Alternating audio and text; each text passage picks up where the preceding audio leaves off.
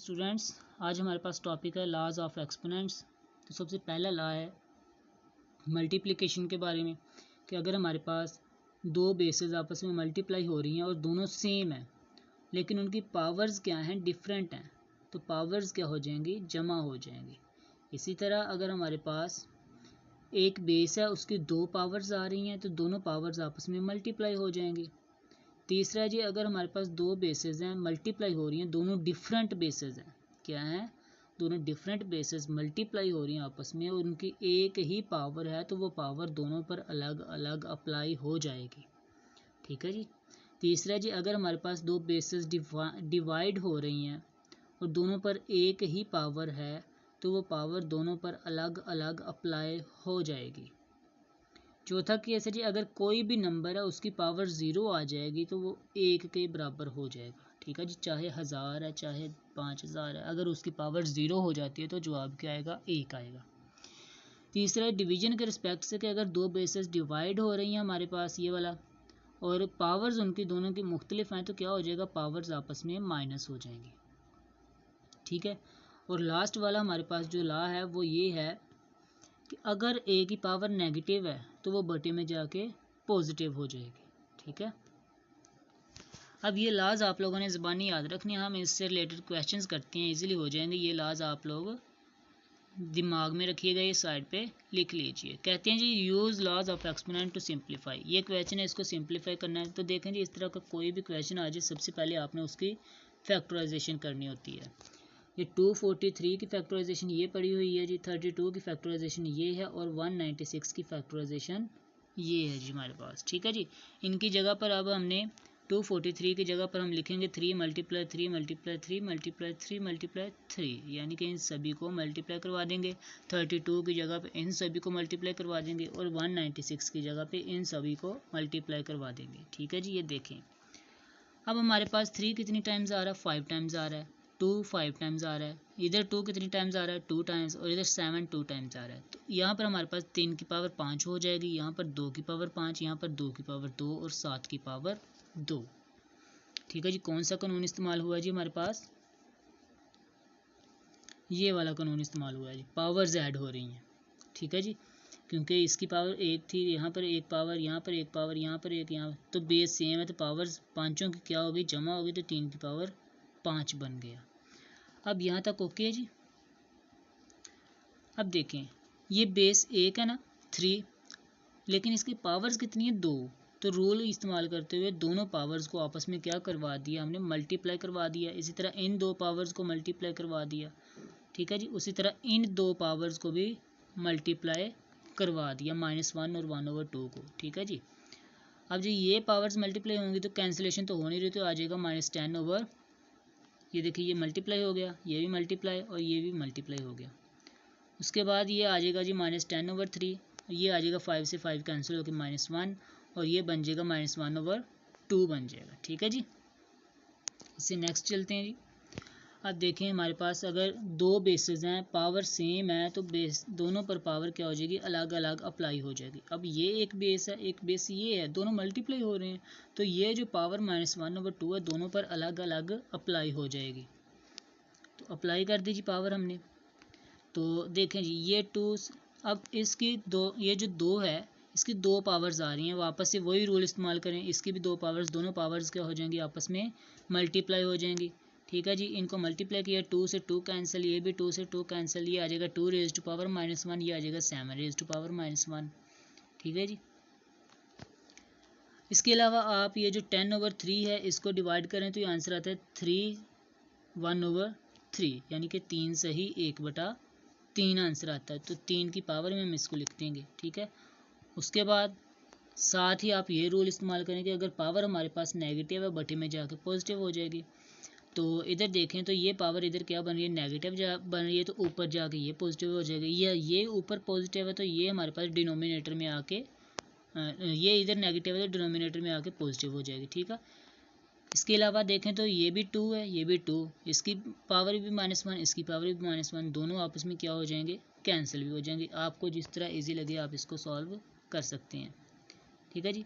हमने इधर क्या किया जी, ये पावर ऊपर नेगेटिव है तो इधर डिनोमिनेटर में आके पॉजिटिव हो गई, ये पावर डिनोमिनेटर में नेगेटिव है तो न्यूमिनेटर में जाके पॉजिटिव हो गई, तो आपस में क्या हो गई, दोनों 2 और 2 कैंसिल हो गए।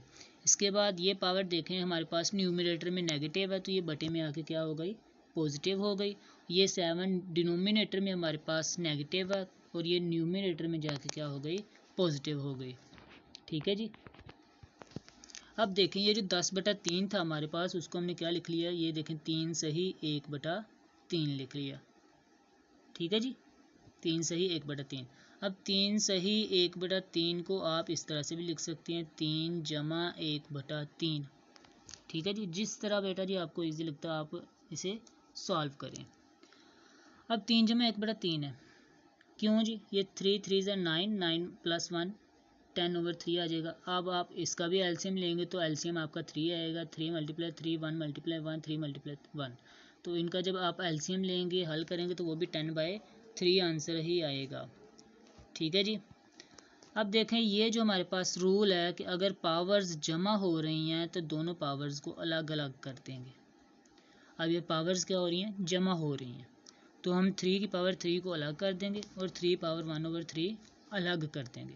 ये 3 पावर 3 है, ये आंसर कितना आ रहा है हमारे पास, 27 आ रहा है, और ये जो 1/3 है ये हमारे पास इंडेक्स बन जाएगा, √3 बन जाएगा। ठीक है जी, तो ये हमारे पास रिक्वायर्ड आंसर है।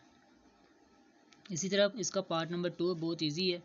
आपने क्या करना है जी, ये 2 है, ये -8 है, मल्टीप्लाई हुआ -16 आ जाएगा। ये x है, ये भी x है, बेस सेम है, पावर्स क्या हो जाएंगी, जमा हो जाएंगी, ये आ जाएगा 5 - 3।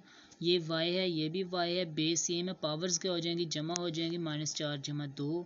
तो इसको आप सॉल्व कर लेंगे। ये आपने कवानीन लाजमी लिखनी है साथ में कि आपने कौन सा कानून इस्तेमाल किया है। ठीक है जी, तो ये देखें, ये 5 में से 3 माइनस किया 2 आंसर आया, ये -4 + 2 -2 आंसर आया। अब ये देखें अगर हमारे पास न्यूमिनेटर में पावर नेगेटिव है तो डिनोमिनेटर में जाकर पॉजिटिव हो जाएगी। तो ये देखें हमारे पास y इधर माइनस की पावर आ रही है -2, तो ये डिनोमिनेटर में जाके +2 हो जाएगा।